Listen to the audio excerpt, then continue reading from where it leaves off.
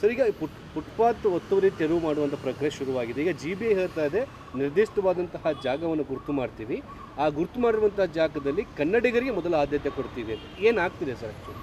Sir, ಮೊದಲನೇದಾಗಿ ಅವರು ಕನ್ನಡಿಗರು ಅಂದರೆ ಯಾರು ಅಂತ ಡಿಫೈನ್ ಮಾಡಬೇಕು. ಈಗ ಫಾರ್ ಎಕ್ಸಾಂಪಲ್ ನನ್ನ ಮಾತೃಭಾಷೆ ತೆಲುಗು, ಹಾಗಂತ ನಾನು ಕನ್ನಡಿಗ ಅಲ್ವಾ? ನಾನು ಇಲ್ಲೇ ಹುಟ್ಟು ಬೆಳೆದಿರೋದು, ನಮ್ಮ ಅಪ್ಪ ಅಮ್ಮ ಇಲ್ಲೇ ಸ್ಕೂಲ್ಗೆ ಹೋಗಿರೋದು. ಇದು ಏನಾಗ್ಬಿಟ್ಟಿದೆ ಅಂದರೆ ಈ ಸೋಷಿಯಲ್ ಮೀಡಿಯಾದಲ್ಲೂ ತುಂಬ ಈ ವಲಸಿಗರು ಬಂದುಬಿಟ್ಟಿದ್ದಾರೆ ಅಂದರೆ ಮಾತೃಭಾಷೆ ಬೇರೆ ಆದ ತಕ್ಷಣ ಯಾರೂ ವಲಸಿಗರು ಆಗೋದಿಲ್ಲ. ನನ್ನ ಮಾತೃಭಾಷೆ ತೆಲುಗು, ಹಾಗಾಗಿ ನಾನು ವಲಸಿಗ ಆಗೋದಿಲ್ಲ. ನಾನು ಇಲ್ಲೇ ಹುಟ್ಟು ಬೆಳೆದಿರೋದು, ನಮ್ಮ ಅಪ್ಪ ಅಮ್ಮ ಇಲ್ಲೇ ಸ್ಕೂಲ್ಗೆ ಹೋಗಿರೋದು.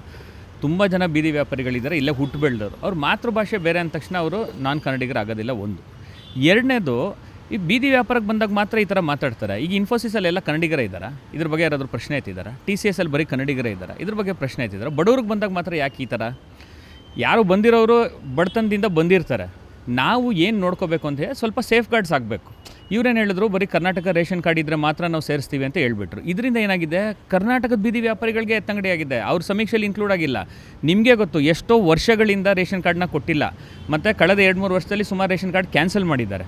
ಸೊ ಹಾಗಾಗಿ ಇವರು ಮಾಡ್ತಿರೋ ಒಂದು ರೂಲ್ಸಿಂದ ಇಲ್ಲಿ ಹುಟ್ಟು ಬೆಳೆದವ್ರಿಗೇ ಮೋಸ ಆಗ್ದಂಗೆ ಆಗ್ತಿದೆ.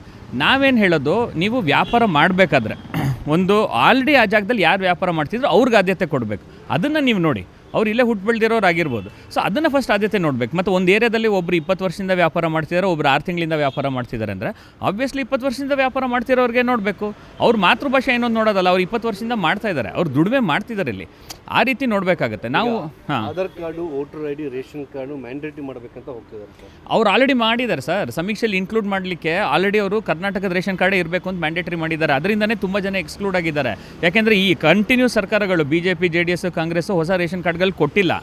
ಅವರೇ ರೇಷನ್ ಕಾರ್ಡ್ ಕೊಡದೆ ರೇಷನ್ ಕಾರ್ಡ್ನ ಕಡ್ಡಾಯ ಮಾಡಿಬಿಟ್ಟು ಈ ಥರ ಮಾಡಿದ್ರೆ ತುಂಬ ಸಮಸ್ಯೆ. ನಾವು ಹೇಳ್ತಾ ಇರೋದು, ಬೀದಿ ವ್ಯಾಪಾರಿಗಳ ಜಂಟಿ ಹೋರಾಟ ಸಮಿತಿಯಿಂದ ಮನವಿಲೂ ಹೇಳಿದ್ದು, ಕರ್ನಾಟಕದ ಯಾವುದೇ ಒಂದು ಡಾಕ್ಯುಮೆಂಟ್ ಇರಲಿ ಸಾಕು, ರೇಷನ್ ಕಾರ್ಡೇ ಬೇಕು ಅಂತ ಬೇಡ. ಕರ್ನಾಟಕದ ಆಧಾರ್ ಕಾರ್ಡ್ ಇದ್ದರೆ, ಕರ್ನಾಟಕದ ಡ್ರೈವಿಂಗ್ ಲೈಸೆನ್ಸ್ ಇದ್ದರೆ, ಕರ್ನಾಟಕದ ಯಾವುದೇ ಒಂದು ಕಾರ್ಡ್ ಇದ್ದರೆ ಸಾಕು ಅಂತ ನಾವು ಹೇಳ್ತಾ ಇರೋದು.